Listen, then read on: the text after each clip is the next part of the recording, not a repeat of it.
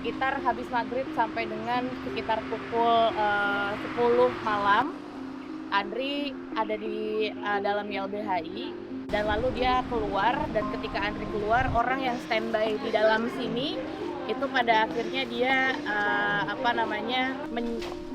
memberikan informasi gitu ya ke orang-orang yang ada di seberang pada saat itu untuk bilang keluar. Nah, dari situ semua berangkat pergi gitu ya, dan setelah itu melakukan penelusuran ataupun pengintaian secara berjalan dari Andri ke YLBHI sampai dengan ke pom bensin stasiun ini. Jadi sempat ada diskusi antara sekitar 6 sampai 7 orang di depan portal YLBHI ini. Kita nggak tahu apa isinya, tapi ada beberapa orang, tidak hanya OTK 1 dan OTK 2, tapi juga ada OTK 3, OTK 4 yang dari seberang YLBHI yang ikut berdiskusi bersama di depan portal ini. Nah, jadi dari situ kita dapat mengidentifikasi sebetulnya wajah-wajah ataupun perawakan dari orang-orang yang melakukan pengintaian terhadap Andri di malam itu.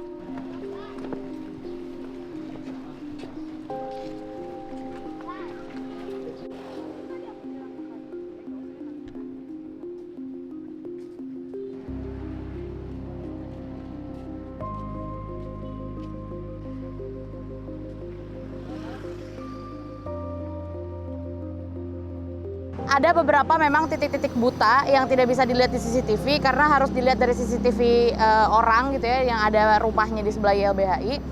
Kalau memang ada orang lain yang mengintai Andri di luar 16 OTK. Tapi dari yang kita bisa sampaikan dan kita bisa sinyalir gitu ya melalui rekaman CCTV, itu terdapat 16 OTK yang sudah pasti dan sudah pasti dikonfirmasi, dapat bisa dikonfirmasi bahwa memang orang-orang yang mengikuti Andri itu lebih dari 4 orang.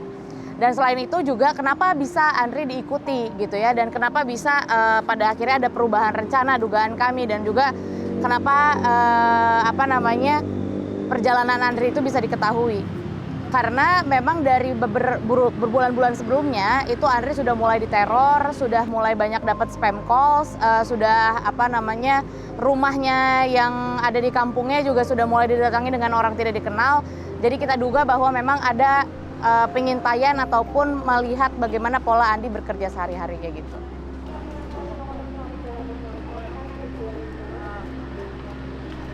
Nah, di SPBO Cikinis ini kita ngelihat di salah satu rekaman CCTV kalau ada yang membuntuti Andri, OTK 1 dan OTK 2 yang menyiram Andri dengan air keras.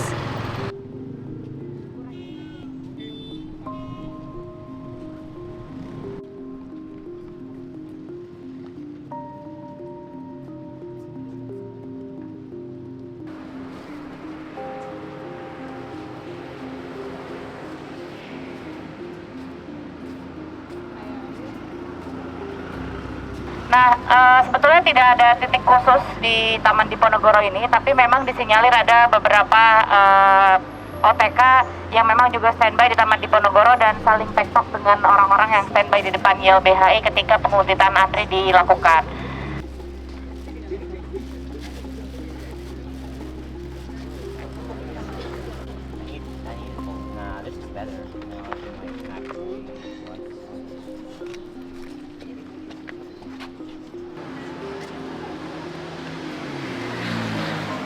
Dari situ juga ada beberapa daftar nama sebetulnya yang memang disinyalir sebagai OTK, yang itu jalannya dari arah Taman Diponegoro ini.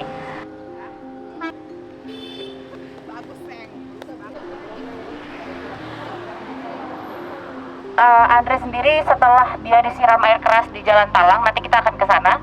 Setelah itu dia pulang dulu ke tempat kediamannya untuk meminta tolong ke kawan-kawan kontras yang lain. Lalu setelah itu dia segera dibawa ke UGD RSCM untuk meminta pertolongan.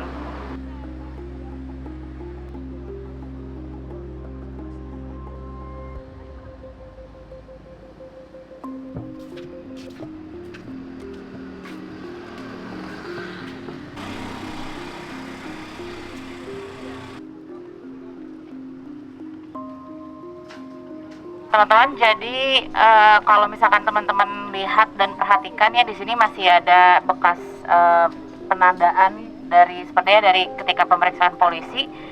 Ini ketika Andri menjatuhkan motornya karena dia sudah tidak kuat dengan panasnya air keras yang disiram ke badannya. Dan di sana di seberang sana di belakang kita itu adalah ketika Andre teriak-teriak minta tolong kepada warga pasca disiram air keras.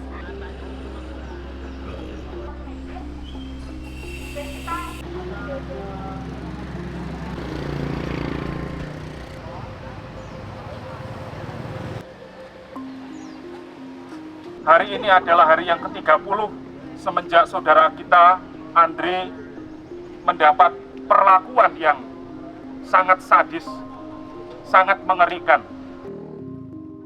Maka belajar dari pengalaman yang ditimpa, yang dirasakan oleh saudara kita Andri Yunus, mari kita mengolah akal budi kita, mengolah hati nurani kita, mengolah seluruh jiwa raga kita, dan mari kita serukan ini kepada pemerintah, kepada masyarakat luas untuk bersikap solider, simpati, empati kepada siapapun, dimanapun dan kapanpun. Mari kita terus berisik tentang apa? Berisik menyuarakan keadilan, berisik menyuarakan perdamaian, berisik menyuarakan pentingnya memelihara keutuhan ciptaan, alam ciptaan, lingkungan hidup. Sehingga teman-teman tidak perlu takut lagi. Kita terus bersuara bersama-sama.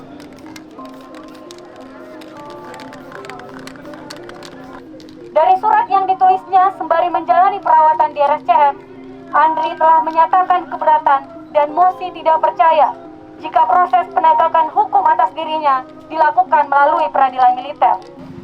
Di lokasi penyiraman, kami meletakkan mural untuk Andri sebagai pengingat bahwa lokasi tersebut merupakan titik terjadinya pelanggaran HAM yang menimpa kawan kami, Andri. Andri berhak mendapat keadilan dan penangkapan kebenaran atas kejahatan yang menimpa dirinya. Bukan hanya penangkapan pelaku penyiraman, akan tetapi juga pengungkapan aktor intelektual di balik percobaan pembunuhan dan kejahatan terorganisir. Kegiatan ini adalah upaya yang kami lakukan untuk bersama-sama melawan ketakutan yang hendak ditanamkan oleh penguasa. Kami meyakini bahwa solidaritas adalah kekuatan untuk melawan teror tersebut.